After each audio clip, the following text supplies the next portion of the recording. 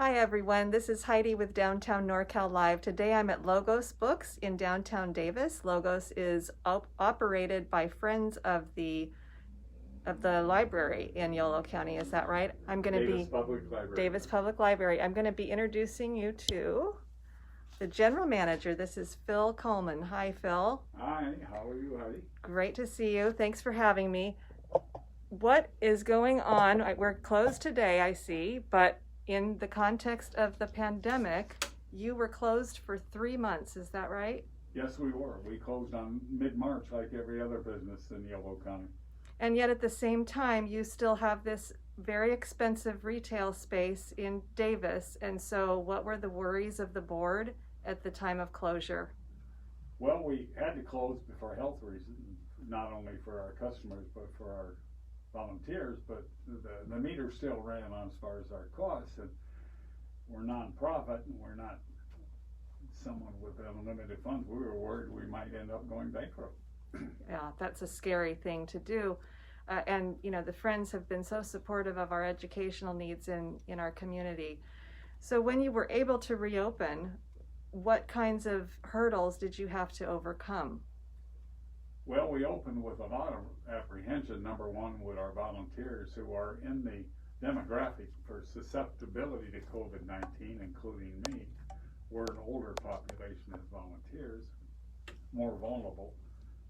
Some of our volunteers chose not to return until after a vaccine was developed. So we had to do a crash course on training new volunteers who were willing to come in and work our cashier desk, which took a while. We were wondering if our customers, which also are in the demographic, would return. We were wondering, with the university shut down indefinitely, would any students come into the store and look for books? We were wondering if we'd open the door, nobody'd come in. Mm-hmm. And so what was the surprise that you found? Well, the surprise was not only did they come back, but their tremendous appreciation and gratitude for us coming back. They said it seemed like the first stages towards normalcy again, to see the store open. The gratitude they conveyed to us, not only in terms of verbiage, but also in purchases, was most gratifying. And that stimulated us to work ever harder, and we started increasing our hours, and our revenue stream began to flow again. Where did you find the new volunteers to take over from those who needed to shelter in place? Well, word of mouth is the best way of getting volunteers, and we had some of that. I wrote a letter to the editor saying that Logos was open. This is a local newspaper. And I said, if you're basically tired of sitting in the house and we have good safety precautions here, come on down here and you'll meet a lot of nice people who enjoy reading books. The response was extraordinary. And we reached out to a different type of person that we hadn't been reaching out to before, including younger people, and we need to get younger. And so they came down and said, let's give it a try. And our training coordinator, who has been doing this for years, said this was the finest batch of volunteers she's ever trained. So. Excellent, which is amazing given the precautions required by the health department. Yes. That's one thing for paid employees to have to go through, but you're training volunteers to do things that one couldn't imagine a year ago. That's true. The paid people, they're working because they have to. They have to put food on the table. All our people were volunteers. They didn't have to, and yet they still did it. Wonderful. So this is a used bookstore, if people aren't aware. I'm going to just show people the store. What is the average price range for a book here? This is a beautiful store. The average price of the book we sell is $3.25.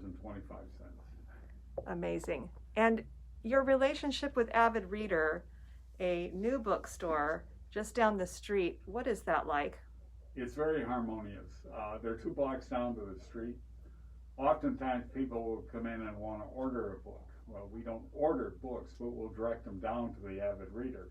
They have a wonderful service. They can get any book you want. Some of the stuff you find in bookstores that aren't books, cups and cards and gifts and so on, knickknacks I would call them, we don't carry those except in very limited supply. We defer to Avid Reader. And so we send people down there and say, well, try Avid Reader. And they send customers to us too if they're looking for a particular old book that they don't have. Quite possibly we do. And so it's a very cooperative relationship. That's really important in this time when we need to be supporting small businesses Yes. as well as nonprofits. What are your hot book selections right now? Well, the student population that we thought wouldn't be here are here, but they're just locals. You mean the UC Davis student population? The UC Davis population went down because, of course, they're mostly doing distance learning. But we also found that the UC, I should say, the Davis students that went to universities all over the country were doing remote learning as well, and they were staying home. So they were coming into our store for the first time. So we basically still had the same type and number of students. It was just we're getting more local kids instead somebody from Southern California. So it was a push. Also, we're finding that graduate students who have to have books for certain research and so on are coming into the store and asking for more academic books than what we've typically had as popular entertainment reading. And we have stacks of those. So we've been able to meet that population. But perhaps the most unexpected one is we have a high demand for children's books. I wanted to ask you about kids because this is a really tough time for young families. Yes, again with libraries closed. And now we have the mom also becoming the teacher. Mm-hmm. She also needs books, not only to educate their child, but to entertain them. So they're coming into our children's section and they're buying handfuls of books. And they're saying, I need these. Child care services are slowly coming back to the fore. They have the same need because we can't send our kids to school now anymore physically. The school is at home. So they're all setting up their own education and entertainment library of children's books. Mm-hmm. And we have a very large supply of children's books. And I would encourage people, come on down to Logos, we can help you out. That's wonderful. If people are cleaning out their closets and bookcases, how do you manage donations in a time of COVID? Well, during this time, and our president predicted this, he said people would get antsy and start cleaning out closets, and that was true. They were also cleaning out those spare books that have been lying around in various bookcases and garages, and we've been besieged with donations. Even though the library remains closed where we normally receive them, we still accept large donations of books by appointment. And we can give that information. There's two people that are charged with arranging to meet a large donor in the parking lot of the Davis Public Library. It almost sounds like a drug deal. and then we'll accept those large donations and give them a receipt. At Logos, we are small. We can accept small donations. Okay. As an accommodation, and we can also give the information on how to make the large donations. But we're still accepting donations. That's our lifeblood here. We have no payroll and we have no purchase budget. So everything in the way of books you see here were all donated. Okay. You have a viewer questioning, is there a way to get a gift card? Yes, we have actually two of our volunteers make gift cards. Professionally, and they have gift cards here displayed which they donate to us, and we sell them for the nominal price of $3 each. I'm a little biased, but I think they're beautifully done in various varieties, especially for that small price. And that's pure profit. Everything we get from those cards goes to the library after expenses. So yes, we do have a small selection, but Avid Reader has a much larger one. Yes. I love again to reinforce the fact that you work in harmony with Avid Reader. It's so critical. In terms of your hours, right now you're a little more restricted than normal, but before we went on camera, you told me that you're selling more books per hour than when you were full service. Yes, it's astonishing to us because we keep very careful inventory of the books we sell, the numbers, and even the books per hour. Our cash register machine is a remarkable computer. And so we were able to calculate the number of books per hours by category. Well, now that we had to shrink our hours because our volunteer force was reduced, we thought we'd have a proportionate shrinking of book sales.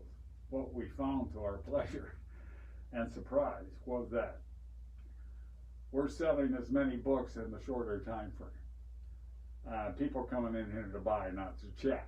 So it's all good, and now we're getting more volunteers coming in, and we're going to expand our hours, and we're hopeful we'll be able to sell more books because the libraries are closed. Right. And at this point, what are your days and hours? Well, we're open Wednesday through Sunday, and our starting time was noon, and it was noon to 6 initially. But now we're several days we're starting at 10. We're expanding on Friday and Saturday. We open up at 10 instead of noon. We're talking about now the possibility of opening up on Sunday. We're still, again, we have to do the staffing, but we're expanding. We're still closed Mondays and Tuesdays, and today is Tuesday. That's why the store is like it is. We're hopeful that sometime before the end of the year, we'll be open another day. That's wonderful. I'm going to bring it back to me and close us out. As we're hearing, we've got some good news for a change, and it's happening right here at Logos Books in downtown Davis. This is a nonprofit run by Friends of the Library, and this is a used bookstore. The average cost for a book is $3.25. You really can't beat that.